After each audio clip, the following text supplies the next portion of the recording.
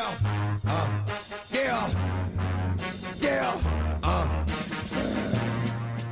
guys want to start? Favorite villains? Top villains? Go for it. Let's see. So, number one. Just to point this out, we're also mentioning the Netflix series as well in this. Yeah, so I guess we'll include the Marvel universe, I guess. So my number one would be definitely Loki. And I'll explain why it appears this way, but it's because he's been developed. Don't get me wrong, the first movie already set him up perfectly. We got to explore him in Thor 2 more, and of course Avengers set him up as the main antagonist.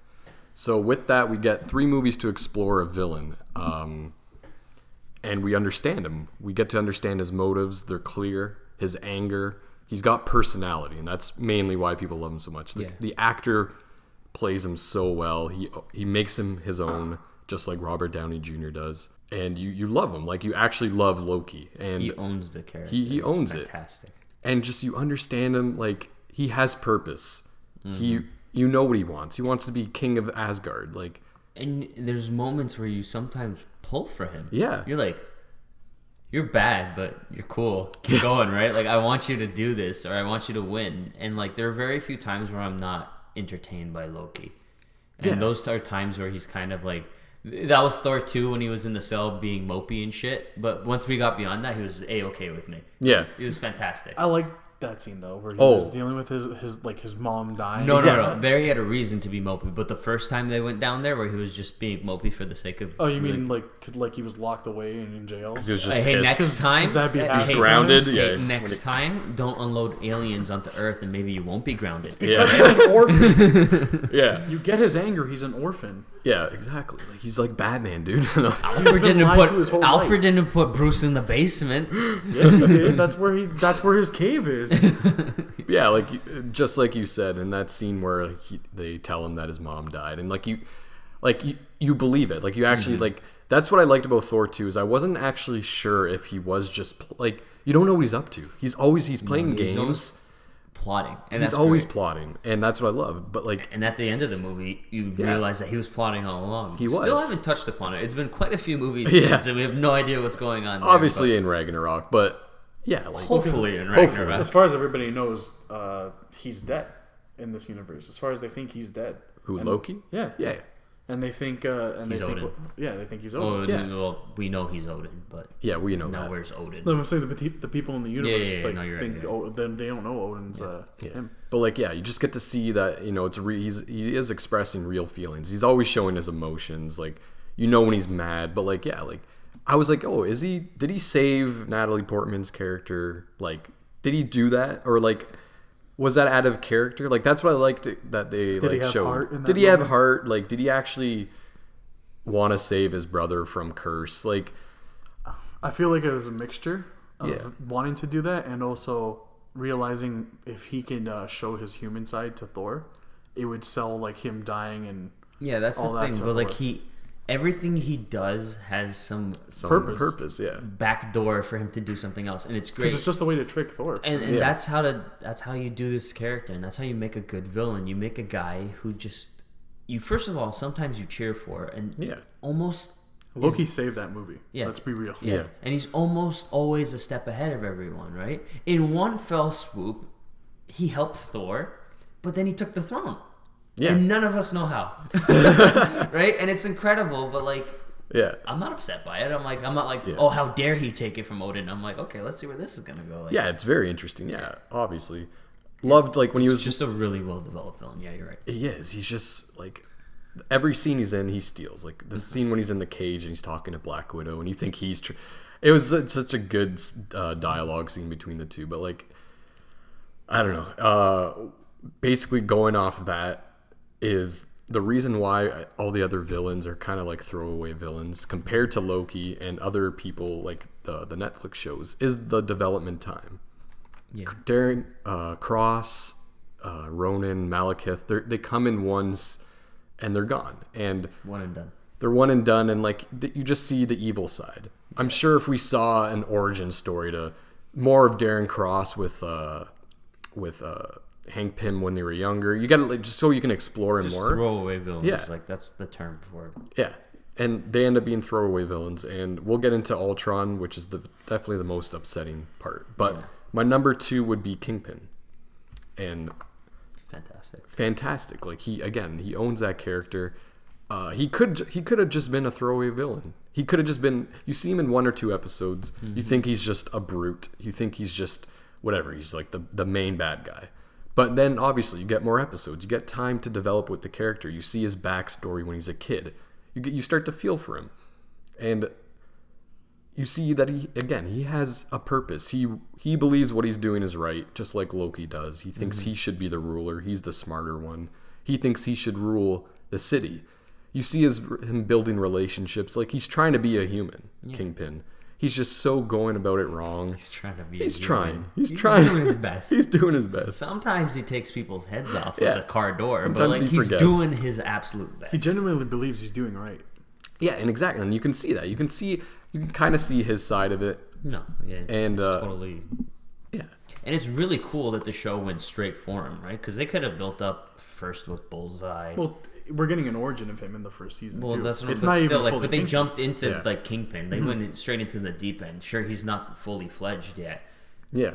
He's still not kind of fully fledged. And Yeah, he's getting there. he's He's really close. He's Yeah. getting there, but it's great that he's not the Kingpin we all know, but we're enjoying the ride there. Yeah. And it's such good development, and like on top of all that, he's just so entertaining. He's so entertaining to watch. Like he just mauls guys down. He does not care. As I said, like he will kill you. He has piss him temper off. tantrums. Temper tantrums. Fucking hysterical. Hilarious. Oh my god. And like sometimes he But shows. they're menacing. Yeah, They're hilarious, but they're menacing. He's You're scary, like, dude. You look like a big baby, but I wouldn't fuck with you. The scariest baby you've ever gotten seen in your entire life. Yeah. And like he's smart too. Like he played Punisher. Like he knows what he's doing. But man, the temper tantrums, that's like his weakness, and it's just so great to see both sides of him. And so what it comes down to is the development. And my third choice, which I will argue, is Winter Soldier. I totally get why. Like, I wouldn't say he was a villain because he was mind controlled. In a sense, yeah, In a he was sense, brainwashed. But for the majority of the movie, he was working for the bad guy. So I'll give you, he's totally a villain. I can see why he's number 3. Yeah.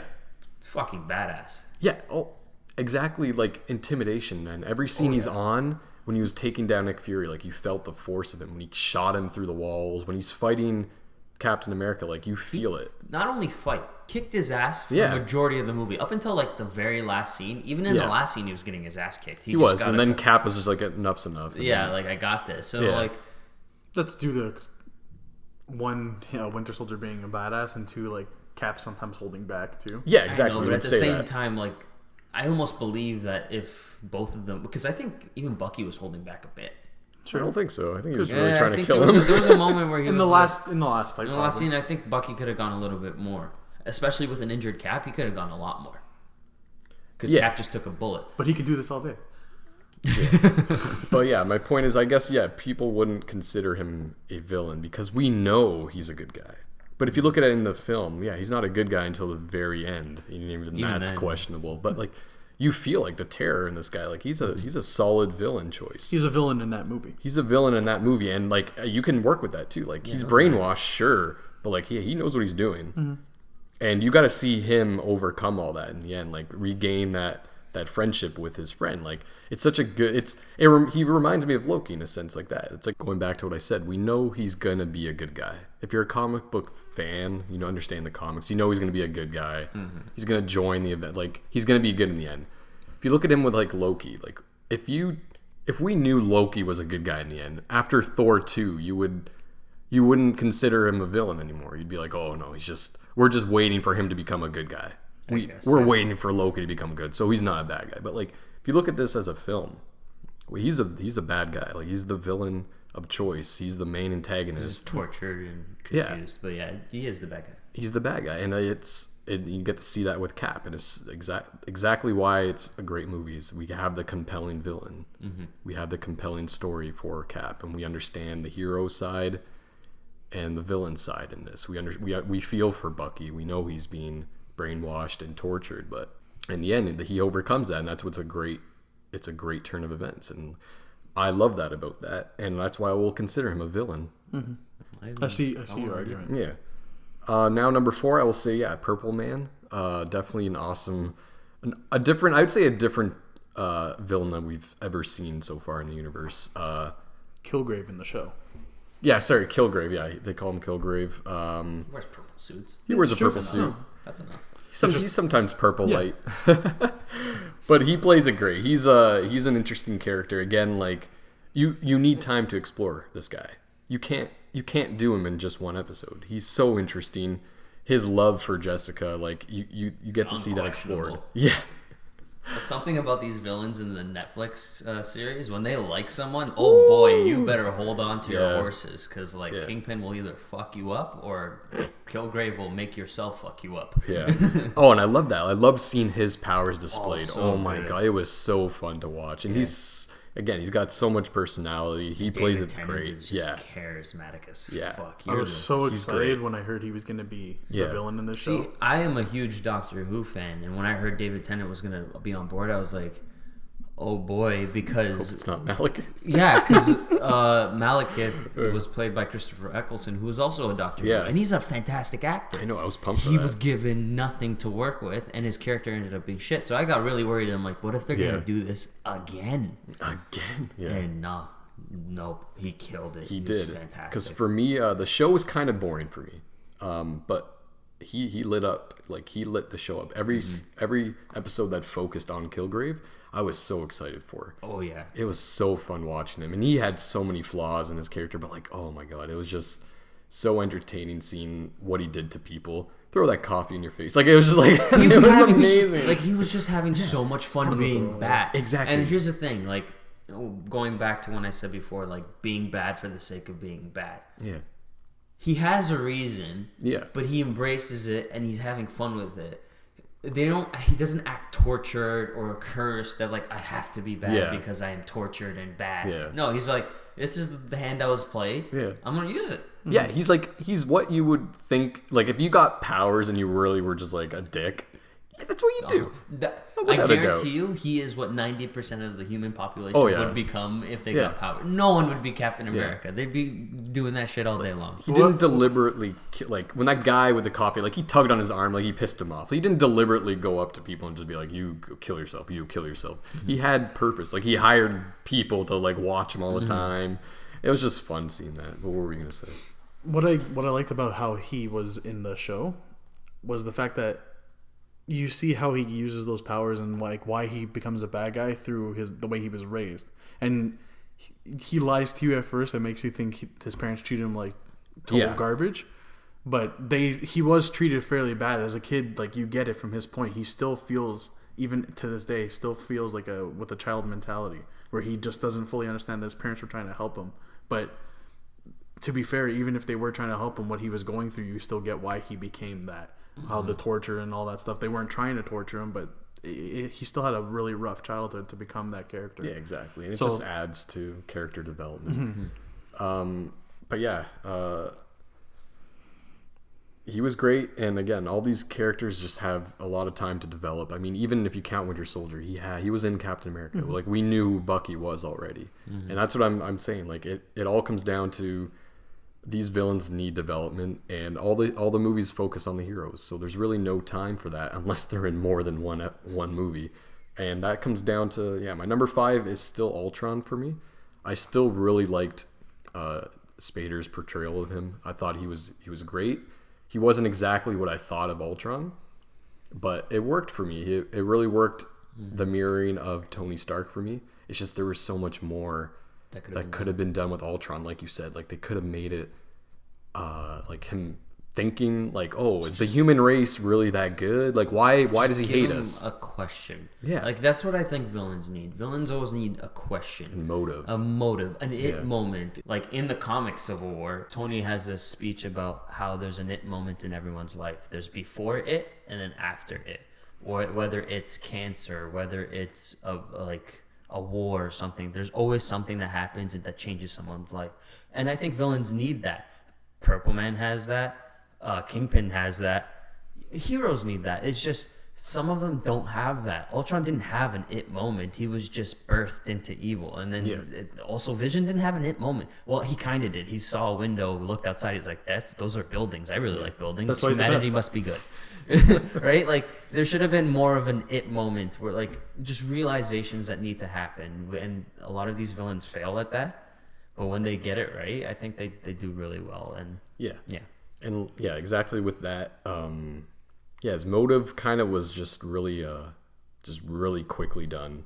He was just bad right away. I wanted to see more of him exploring what it means to be better than humans, stuff like that.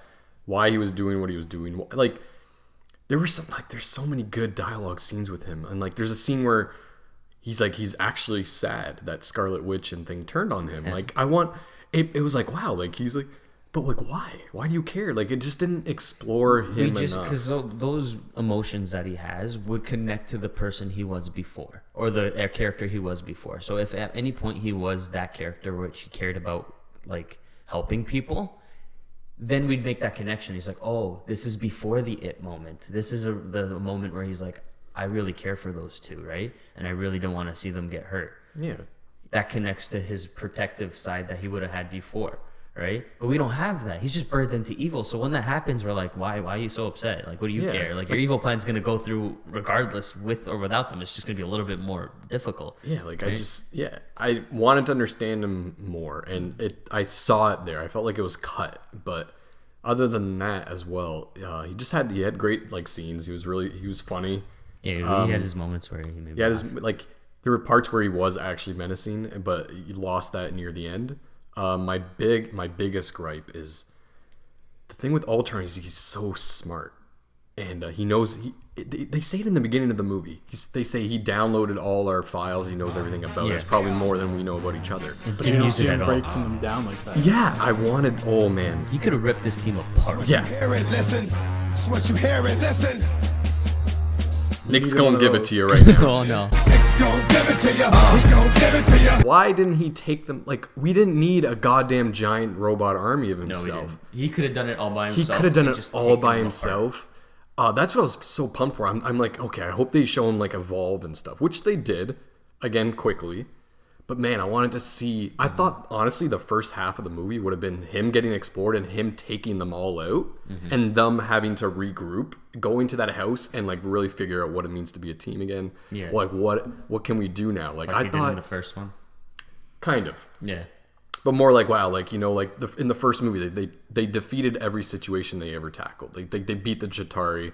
They were fine. They're like, you know what, we're the Avengers now. But then Ultron comes, breaks it all down, shows them that they're not the end all be all of the universe. Like, it could have just been explored so much more conflict. He could have taken them all out. Yeah, he read them, and it just leaves the team kind of happy-go-lucky at the end. One of my biggest things about Age of Ultron that we didn't touch upon when we were talking about our favorite movies was I had a real big problem with the way Tony and Captain America ended it.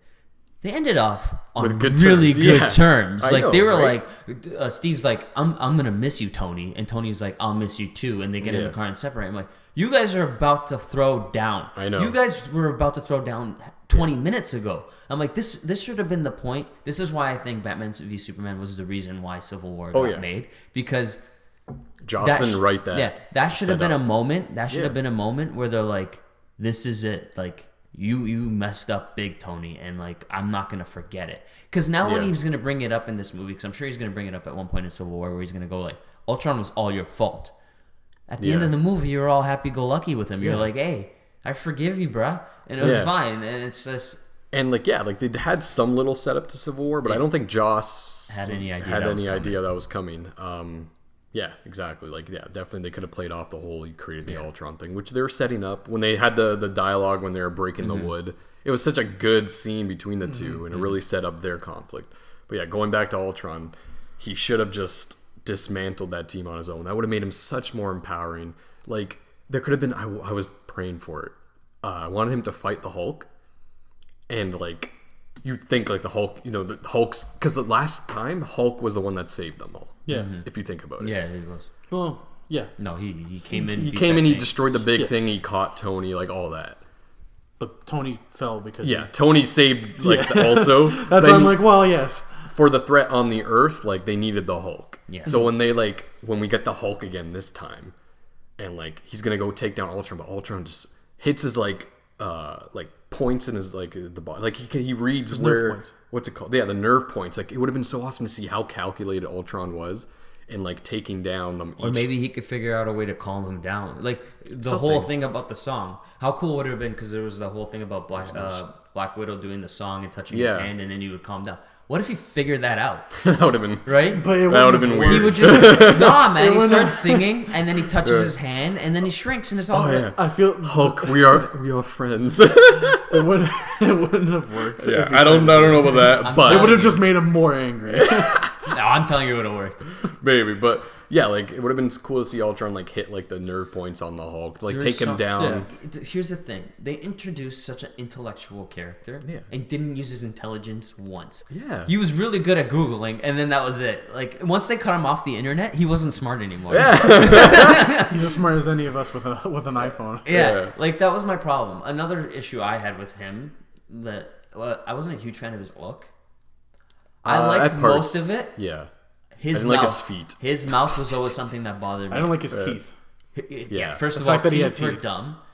Yeah. The fact that his mouth moved that way also bothered me. Yeah. Yeah, I wasn't a fan of the natural movement because like this is a pretty realistic world. Like everything looks really good and realistic and tangible. Like for the most part, there's not much that I would complain about. That mouth movement wouldn't exist in any sort of technology. I don't think it looked too artificial. It looked too fake. Or maybe if he developed it. Maybe if he developed it on his own. He had to Google it. Maybe. I liked like the Ultron bots were what I pictured Ultron to look like the face. Those are more to what he is in the comics. His final form, but his final form wasn't bad. It's just the structure of how he talked and stuff. I would have been fine with just a mouthpiece that lights up whenever he talks. It was distracting and it made it more obvious that he was I understand fake. what but it did make him more human-ish. That's why they're trying to make him more personable. But there's better ways to do it. Like you could develop his character. Yeah, you don't do it through facial expression. Do it through actual development, and they just didn't do that. Yeah, and like when he gets the adamantium skin, like that's such a cool part of him too. Like I thought he was gonna break Cap's shield. Like when they showed that in the Scarlet Witch thing, I thought that was his doing. Honestly, I thought that was Ultron taking them all down. But I guess maybe it's the future. It seems like Thanos. But the thing is, here's a testament to the character. He has a lot of broken flaws. It's a testament in both put down because he has a lot of flaws, yet he's better than most of the Marvel villains. Yeah, he has a lot of flaws, but in the end, I'd like him. He's fine. Yeah, like he's just. We glare at his flaws so much because we see the potential in the character. He just could have been exactly. We got an Ultron, but he could have been Ultron. Yeah. He could have been the Ultron. He could have been scary. Yeah. He could have been really terrifying. And that's the thing about a villain. He could have been the most intimidating up until Thanos, basically. Yeah, he could have been like a good middle point because we haven't had one yet. We haven't even as much as Loki is good. He got his shit kicked in Avengers. He's not a big physical presence. Yeah, he's not good with his mind games. Yeah. But here is a guy who could have had both. Yeah, physically and mentally taking them out. Yeah. I thought and that was then going to happen. been good. Like it would have been a good step because then the Avengers would be like, "Oh my god!" When they get to Thanos, because Thanos is also very smart and very strategical in his way of fighting. They could be like, "This guy's kind of like Ultron, but better, right? Like this guy's like 10 times Ultron, and Ultron has Google." Right, like this is crazy. Thanos ain't got Google. He might have intergalactic Google. He's got it's even better. They got Google Chrome. But like, it's a good progression. That's what this universe is and needs is progression. But that movie kind of just fell short in terms of that. Like my friend said, like, oh, he was like, yeah, I'm excited for Age of Ultron, but I feel like it's just gonna be like a middle episode, like kind of like filler. And like I was like, no man, Ultron is like he's a huge villain in the universe, and like I'm sure they'll defeat him, but I think he'll still be around. Maybe I think it was just going to be more of the whole movie, just so much more in the movie, and like that's what disappointed me. I thought like he could have created Vision and like used him against the team. Maybe he would have taken out the team, just something to give the team a threat, and I didn't feel like they were ever actually going to lose. And that, again, that is problem that we've gotten with a lot of the villains. Is like we know they're gonna win in the end. Like you said with Winter Soldier, it looked like you know what, they messed up. They done goofed. And this one, like, you felt that too. Like, oh, they made Ultron. They goofed up. Or at least it's going to take a while to fix this. Yeah. Right? But in this one, they wrapped it up nice and clean. The Nice guy and picked up a clean, country Yeah. and cleaned that up real quick. Only like 22 people died, apparently, but whatever. We'll get over that later. But yeah, it's just... I'm sure, it's going to have effect on Civil War. And a whole country just left. Yeah. So it's better. He's a character I'd like to see them somehow do him again.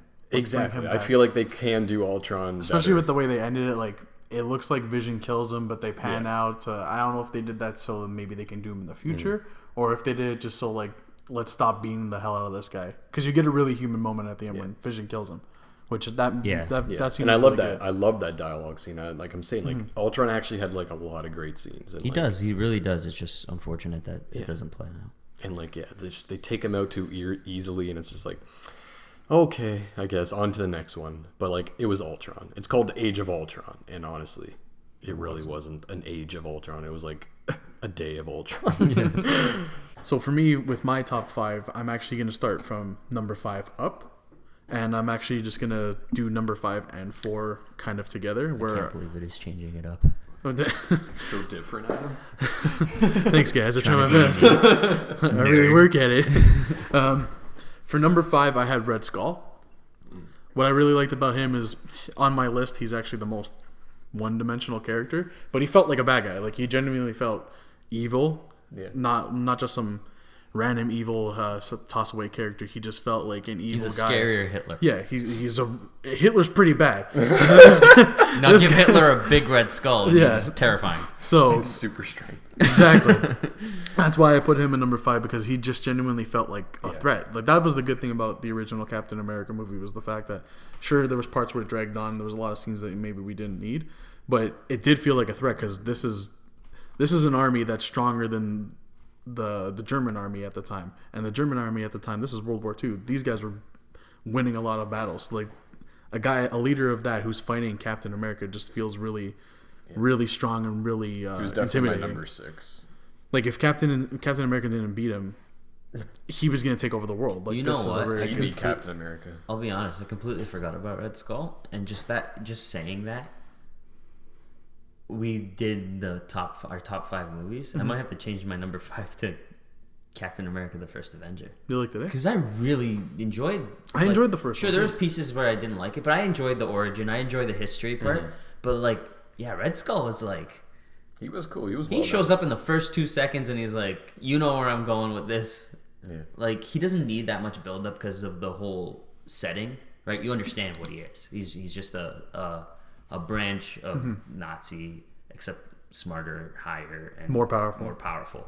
So like, yeah, no, and Hugo Weaving's a fantastic actor. He played that part great. He did everything he could with that. Yeah. I just wish You are failing. That's my favorite. I just wish he would come back to the role and give us more Red Skull. I want more Red Skull. More so Red Skull good. would be great. That is It's true, fantastic. honestly. Yeah. What I didn't get was, because I walked out of the original Captain America going, okay, there were certain parts where I wish weren't there, but I love the movie in general. Yeah. And when I heard, like, there were some people that said they liked it, but they just didn't, it wasn't one of the better ones, I was surprised by it. And what I thought at first was maybe because I like World War II kind of movies, maybe I was like, okay, it's a superhero and a World War II movie, maybe that's why I liked it so much. But reflecting on it, it's a good movie. It is. It just It has, really is. it does have some scenes where it's like, okay, maybe we didn't need this, or certain parts of it that just weren't necessary, but the threat felt real. Mm-hmm. The character was awesome, the villain and the hero. Yeah. It just it had everything there that I wanted from the movie. It just seemed like nothing was gonna stop him, and that was great. Like, It took Captain America crashing a plane full of nukes into the ocean, right? like, I was like constantly like, sure, you can cut off his limbs. He still has teeth. He's gonna drag his way to whatever he needs to do. Like, it almost seemed like you could never stop that guy. Yeah. Whereas other villains, you could, like, to this day, I don't believe that the Avengers fought off that many robots and only one needed to touch that goddamn thing in the center, right? Like, From where it starts with him on my list is that I feel like he was, even though he's number 5, after that point, any of the other villains just feel like, instead of being evil, they just feel like assholes. And I don't like my villains to feel like assholes. I want them to feel intimidating, like they have power and like they're actually gonna do something. Yeah, that's fair. That's why I not to knock any of the other guys. It's just no, fuck them. Oh man, Ray the Angus. With Red Skull, I just felt like he genuinely was a threat, and that's my theme throughout my list. That's why I'm starting from the bottom up because I'm going to the places where I feel like once I get to the top, that's the most threatening. So with me, number 4 would be Ultron. Before the final fight, before all the suits, I actually genuinely felt like he was a threatening character, and then it played out that he wasn't using his strengths, it wasn't using his smarts to defeating the heroes. Like he said, he's smart. He could have figured out different ways and knew all their weaknesses. He could have figured out different ways to do that, and they just kind of gave him an army full of more of him. It's just like, okay. Where'd you get all that metal? But I've really enjoyed his character. He's a character I wish we can see again if they want to bring him back. I'm not saying I think he's not dead. I'm not saying that. I'm just saying he's a character that I would like to see again, done better this time. My number 3, and at this point they're all kind of interchangeable, but I have my number 1 for a reason. Number 3 is Loki for me. Ooh. And not because like I don't like him or anything like that. He's genuinely a good villain. He is smart and plotting. Like you do feel like everything he does is towards a goal, right? It's to help him. He does feel intimidating, but at times the universe kind of kills his intimidation factor with almost instantaneous. Yeah, like where he's like, "Oh, I'm a god," and then Hulk smashes him. Like it's funny. It's funny, but it kind of takes away. It kind of takes away from the character's personality and his strengths. Like you want to feel like he's intimidating because there's times where he feels really intimidating, and there's other times where Hulk just takes a shit on him, and you're like, okay, Thor too. Like Thor's his main like this is the guy who he's going to be fighting the most, and whenever they have to fight hand on hand, he just shits on him. Like there's no legit just puts his hammer on him. Yeah, it's all over. Like I get it. He's not supposed to be. Yeah. He's not supposed to be this character that's going to beat the shit out of Thor. Like that's not who he is. No. But it just feels like when Loki sets up these barriers, and when they get past those barriers, he has no defense. Mm-hmm. He's like a glass cannon where he has all this strength in front of him, and once they get past the obstacle, there's nothing. There's literally nothing, and it makes him feel like his plotting and all that isn't really working. But he's funny. He's enjoyable to watch. I want him in everything. I want him in Guardians of the Galaxy. I want him in Ant-Man. I want him in everything. He's great. I don't actually, because that would ruin the character. Everything about him is good, but that's for that reason alone why he can be defeated once they get past his bullshit. Is why I wouldn't put him as the most intimidating or the most best villain. And that's what I feel about Loki. Still great though. For number 2, I have Kilgrave. The reason I have Kilgrave is because in the show, my number 2 and number 1 are Kingpin and Kilgrave. The reason I do this is because spoiled it. It doesn't matter. The reason I did this is because I know on this list they're probably the weakest villains. Maybe not so much Kilgrave, because Kilgrave has a power that's very hard to get around. But physically, they're probably the weakest villains on this list. But the reason I put them at the top and for intimidation factor and all that is because in their own little worlds, the TV show worlds, there's nothing even close to these guys. There's nothing that's as powerful, nothing that can compete with these guys. So for Kilgrave, what I liked about him was, one, when we get to see his human side in episode 7, that was great. And when he tries to be a good guy, because he's all about Jessica. Like he just wants. When he did that, like the Star Wars little nod, or I don't remember what the exact line, but he just sends those 2 guards away. You're gonna let us through, and then the dad inside who's threatening his wife and kid or whatever. He's like, put the gun in your mouth. Yeah. After he saves the room, he's like, put the gun in your mouth, pull the trigger, and the guy's like, oh, okay, I got it, boss. Like, no, that's not how you do it. Whenever he was just dry about something, like take your coffee, throw it in your face. Like whenever he did, I enjoyed it so much because I just loved his dry humor, and I feel like the fact that they got the Doctor Who guy, what's his name? David Tennant. And they got an Englishman to do it because it's that kind Scottish. Of dry. Oh yeah, sorry, he's Scottish, but he plays English in this. Doesn't he? Scottish. Is it Scottish? Scottish, yeah. It's been a little while. I like the fact that they used more of a UK accent in general, just because the UK humor is very dry, and it feels like they needed an actor. That like BBC. Yeah, you needed an actor who felt UK comedy. You know what I mean? Like just their comedy is very dry. Sometimes it can be very dry, very rude, and I feel like getting one of those actors makes it perfect. And the actor himself is a great actor. So love him in everything he's in. David Tennant. Be in everything, please. And I'm not even I haven't watched all the Doctor Who episodes. I haven't, not even close. But every time I've watched a Doctor Who episode and it's with him in it, I enjoy him 100% of the time the show's on. I'm never bored with this character, and everything I've ever seen him in is great. So I just loved how sometimes the character can be, how intimidating he is because of his power, and just how unpredictable he kind of is in a sense, where like he just finds everything rude, and if he finds you rude, he's gonna kill you.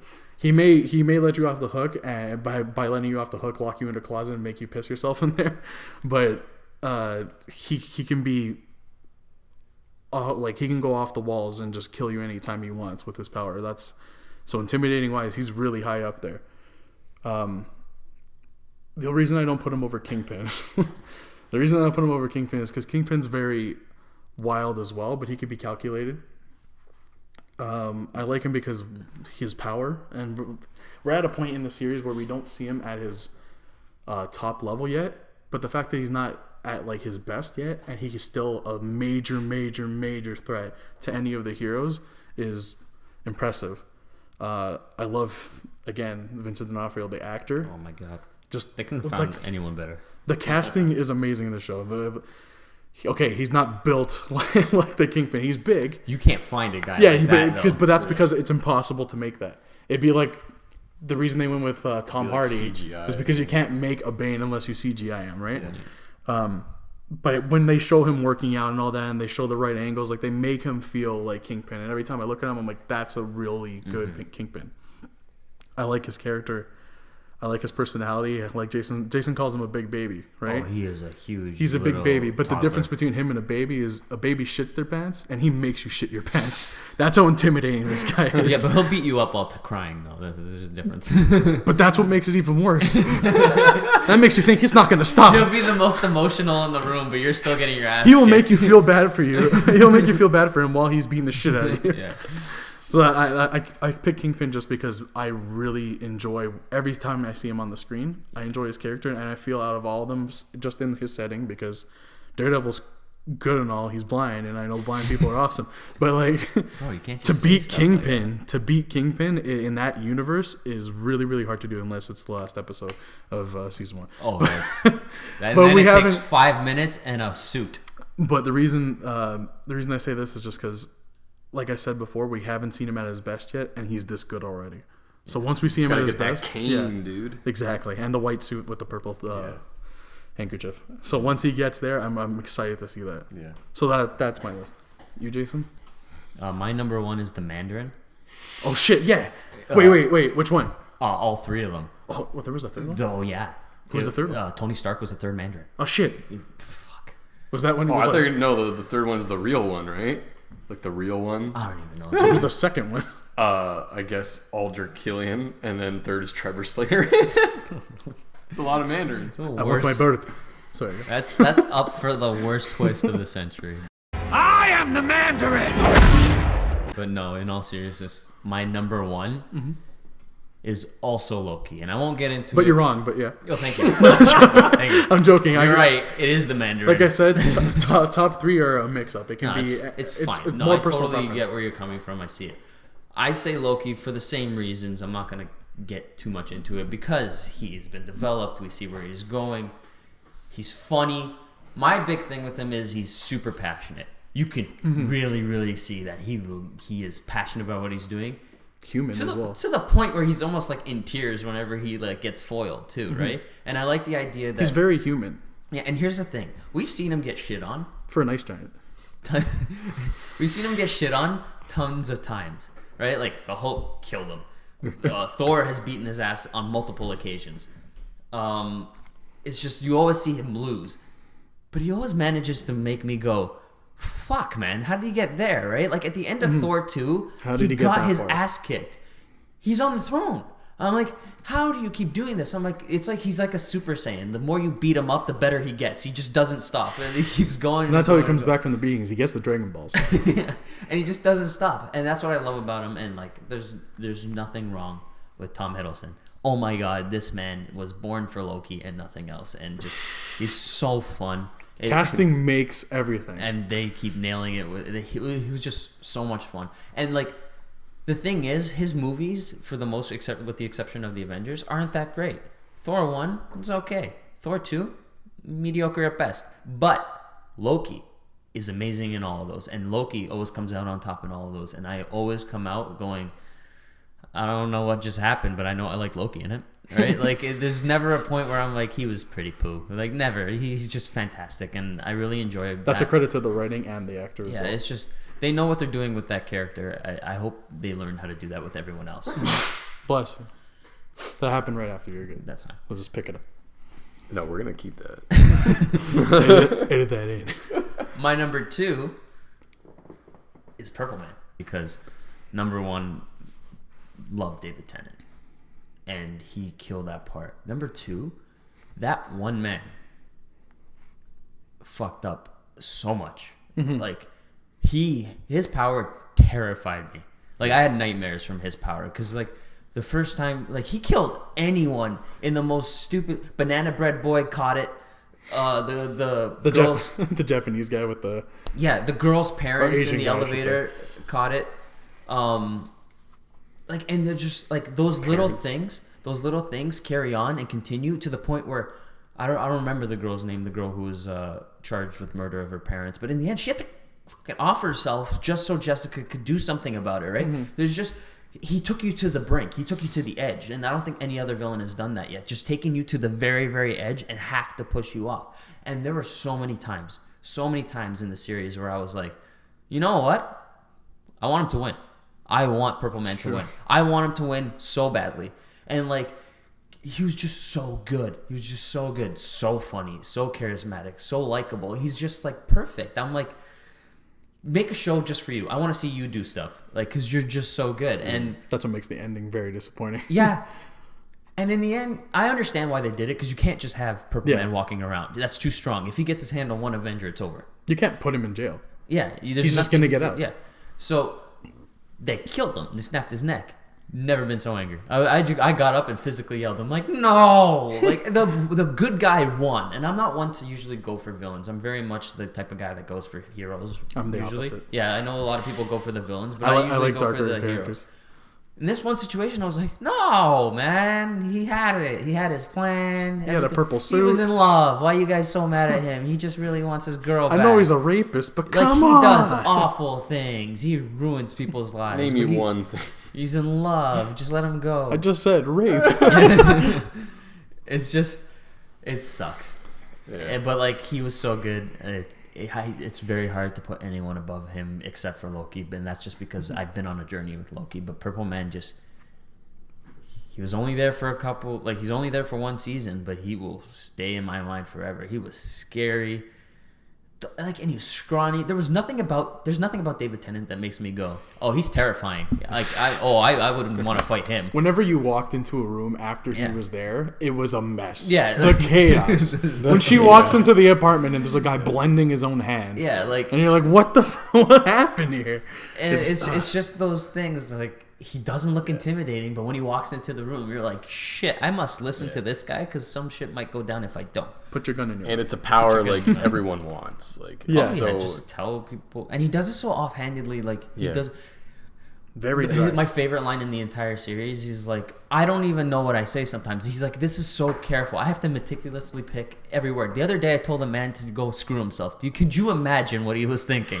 Like, in my head, I think he said, do you know what that looks like? Yeah, like, I started dying, and he's like, I'm like, yeah, like, one little thing. I say shit like that all the time. And like, imagine if someone had to do what I said. You have to be very careful. Yeah, it was, and I just love that idea. I love that they played for it. Like, it was just really good. And I agree with you. Jessica Jones wasn't the strongest, but Purple Man, just because of Purple Man, I enjoyed Jessica Jones, I would say, more than I enjoyed season 2 of Daredevil.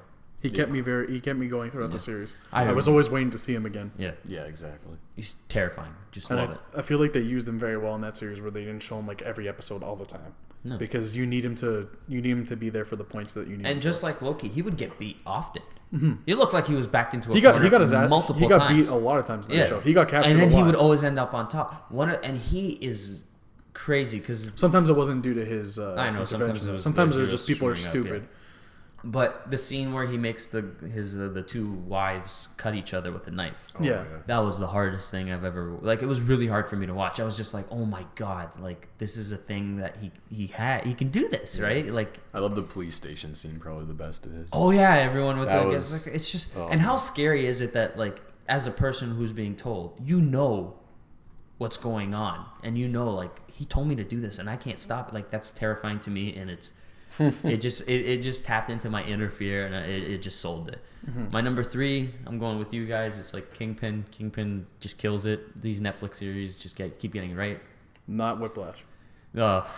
Mandarin for number 3 again. but It's disappointing. but All he wanted was his bird. yeah, Kingpin is great. I make fun of him a lot because he is a big baby. He has his moments where he just turns into a terrible toddler. Like if you make fun of Vanessa, if you like say anything about his girlfriend, like You're done, dude. your shoes don't match your dress, you're fucking dead. That's it. You're over. They're like you're going into the farthest fucking Enemy ocean car ever. door inbound. Yeah, it's crazy. And like the anger in his head when you see it, like Vincent D'Onofrio is very good at playing off that anger where he doesn't do anything, but he just looks like he's shitting his pants. And it's just like that anger is so focused on you, and I'm like, oh my god, if he gets his hands on me, it's gonna be hilarious and terrifying at the same time. So Kingpin is definitely my number 3. I really enjoy watching him. Hysterical and scary. My number 4, surprised none of you guys said it. Alexander Pierce is my number 4. Robert Redford's character from Captain America: Winter Soldier was He was going to be my 5th, but then I remembered Red Skull and how much I liked him. Mm-hmm. So yeah. he's close. He's very close on that list. Because my thing with Alexander Pierce is a lot of the villains from Marvel are a lot of talk, no game. They don't do anything. Like the guy from Ant-Man, he was a lot of talk, and the second he got in that suit, he got his ass kicked. Right? Like a lot of people are like that. Even Loki's like that sometimes. There's a lot of talk, and when shit hits the fan, he's the one on the floor.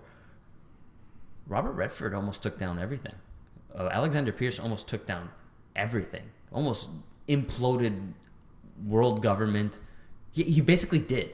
Because like even after he died and even after his plan failed, it still succeeded. Right? As we see in Agents of S.H.I.E.L.D., that kicked off something huge in Agents of S.H.I.E.L.D. That kicked off something huge that even in Age of Ultron, they were still feeling the effects. Right? So it was really cool to see a villain actually lose but win at the same time. And it's really cool to see that it almost fell apart. The good guys almost didn't win here. And in the end, they didn't win because now Cap fights for the government. He has for his entire life. He is a government lab rat. He is the product of military, of S.H.I.E.L.D., of just a country. He is the nation. He is the embodiment of a nation. And right here, right then, his nation just told him to go fuck himself. And like, he doesn't know what to do. He cannot handle it. He has to turn away from the government. He has to turn away from his country and fight back. And it's crazy. He's lucky it wasn't the Purple Man. Because I he would have had to go fuck himself. yeah, literally. And then and who's behind all that? Pierce. And he did because another thing I really enjoyed about him is I never knew if he was bad or not. I had an idea because it's Robert Redford and like, no good can come from it. But right at the beginning when he was being all chummy with Nick Fury and everyone and Cap, I was like, this guy's not that bad. He can't be that bad. That's when sometimes casting comes into effect. Yeah. Like in Daredevil Season 2, when they got the general. Yeah. I was like, this guy is a bad guy in every single thing he's in. Right away from the get-go, I was onto him. Yeah. The second I saw who the actor was like, I feel like this guy's going to be a bad guy later on. That's and how then I it became felt a with bad Pierce, guy. Yeah. But I had that same idea where I'm like, this guy's definitely a bad guy. Yeah. But he had his moments where I'd be like, maybe not. Like, he's really cool. He's really come to my grandson's birthday party. Have Iron Man fly over at my grandson's birthday party or something like that. And I was like, he's a nice guy. He has grandkids. Right? It was good. And you can't have grandkids if you're a bad guy. No, not allowed. But it's good. I really enjoyed him. He's definitely my number 4. My number 5 is also Red Skull. Red Skull is a big character. Did I turn you on to that, or I had him there, but for some reason I just couldn't make the connection between the first Avenger and my movie list for some reason. But I think that will be my new You're number welcome. 5. Adam changed us all tonight. But yeah, Red Skull was definitely really cool. A little disappointing. He wasn't everything I wanted, but like he didn't want me. He made me want more. Like I definitely want more Red Skull, and they left it open when he touched the Tesseract. He didn't die. He just disappeared. Right? He's somewhere. Even I feel like they'll bring him back, maybe. Well, here's the thing. I'm Hugo hopeful. Weaving refuses to come back, but because he's in the Tesseract, why don't you just put him in someone else's consciousness? Yes, exactly. And it works the same way. It doesn't have to be Hugo Weaving. He has a red face. Like it doesn't. Yeah, it like- kind of looks like him, but But like, just do whatever. I doesn't want have more to Red be. Skull. It could be me. All right, Nick, you're cast. get the hell out Sold. of I'm here. sold. You want to be Red Skull? You are failing. See? maybe get a German guy to be it this time. Nah. How about just a straight Canadian accent? Red Skull. They should get the guy from what's it called, Inglourious Bastards. Christoph Waltz. Oh my God! If Christoph Waltz was, could you imagine how good of a? I just blew my own mind. Could you imagine how good of a job he would do with that role? My God! I know he's not German necessarily. He's like Austrian, but still he can do the accent. I don't know. And he'd be amazing. Sorry. No, I wish there was more, and I want to see more because Red Skull is such an interesting character. He's terrifying too, like the entire time, and yeah, he plays a huge part in the. He's Captain America's main villain, and he kind of got written off. That's what makes me feel like maybe they could bring him back. They could, and he is a huge part. He was a huge part of the Winter Soldier, the comic. They did it without him, and he is a big part of Civil War and the death of Captain America. But what about Flashpoint? he's not in that. He's not in Flashpoint? So he's not in it, and it makes me wonder what they're gonna do. It's not impossible to do without it, but it's just that's one extra layer that I would love to have, but unfortunately probably won't be there. But I'm with Adam. After number 5, they're all pretty much. They're not bad guys. They're assholes. It's not even that. It's just I don't care. Like we joke. I said Mandarin was my number 1. Mandarin was garbage. Both versions. The promise of the the commercials of like I am the real Mandarin with Ben Kingsley. Like he could have done that well. He could have done it. Yeah, he could have it been was great. awesome. And then they didn't do that, and they made him an actor. They swerved us. Everyone laughed, and I was like, "This is the stupidest thing I've ever had to sit through." And then at the end, it's just the Human Torch, and he's like, "I am the Mandarin." Flame on. Yeah, and then Yeah. Iron Man didn't beat him. Pepper did, and she was also the Human Torch. It was just a whole lot of crap for no reason, and I really didn't enjoy it. And like that's how I feel about a lot of the villains that come after my number 5. They're just there. Ultron, not so much. Maybe he was a close number 5 for me, but everyone else is pretty much a loss for me. Yeah. It's unfortunate, but like I said, it's scary. It's very scary when what they're building up to is the biggest baddie of them all. Yeah. Right? To say that they only have 5 good villains and only 2 and 3 of them come from the movies at most. Yeah. It's We've seen discouraging. that they can do villains good, very well actually. It's just that most often than not, they're more of some sort of piece that's just in there to get the story across than they are as a threat. Yeah. Which is My theory is they're just making Thanos the guy, so they're kind of That's like fine. they're taking making away. everybody else shit. They're making everyone shit, But so we have Thanos so, comes. there's so many movies to get through. Like Yeah. I really hope that's not the case that I have to sit through. Because unfortunately, as much praise as Civil War is getting, But this, I know what you're gonna say. Finish. Baron Zemo's in it, and I know it's not about the villain. This is a movie about heroes. That's what I was gonna say. That's the main part. I get that. Yeah. I get that. But it's still disappointing. Like this one, I'll forgive. But it's still super disappointing to hear that. Hey, here's a villain, not that good.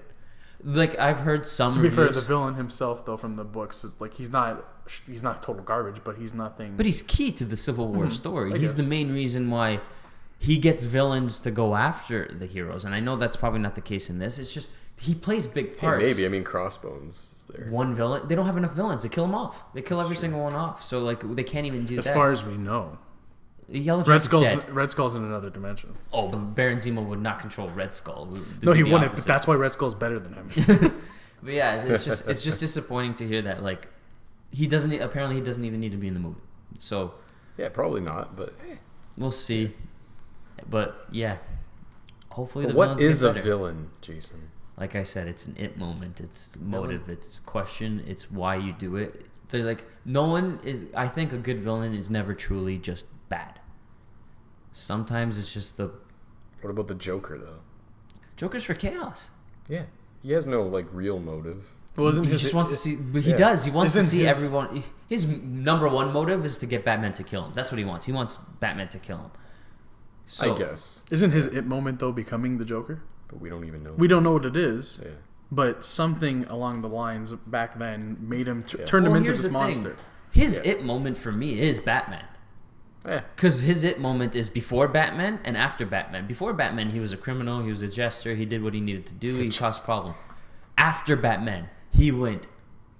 He went to 11. Yeah, he turned it up beyond 11. He killed, literally, figuratively, everything he could do. He blew up kids. He did whatever he had to do. And that's what I'm saying. He killed kids. He killed Robin, right? Like, Yeah. that's my thing. That he has an it moment. And that's why that play between Batman and Joker is so important. And you don't really get that with these Marvel villains yet. Hopefully we do. Hopefully Thanos is that. Yeah. But only That's- time will tell. That's one thing that I wanted to add in when I was talking about Red Skull that I forgot about was the fact that you mentioned an imp moment. And we never got an imp moment with Red Skull in the movies. We still don't know his motives other than the fact that he just wants to rule the world. But you don't know what brought him there, what his human side is. He's the only person on my list that didn't really have a start in the beginning that we got to see. He was just a bad guy to be the sake of a bad guy. But he was just really good at it. He just wanted the power. Yeah. Like I said, Thanos is the end game, and hopefully he turns out to be everything I want.